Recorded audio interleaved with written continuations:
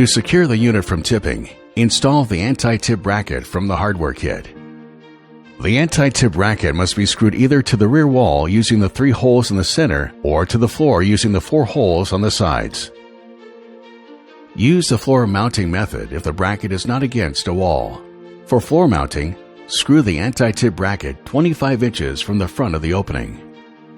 Note that the exact location for mounting the anti-tip bracket from the right side of the wall varies according to unit dimensions as displayed on screen. Use 2 anti-tip brackets for 36-inch models. Mark 3 holes for rear wall mounting or 4 holes for floor mounting. Mount the anti-tip bracket centered at the marks and flush to the wall. The bracket hardware is provided for mounting into wood, steel studs, and concrete.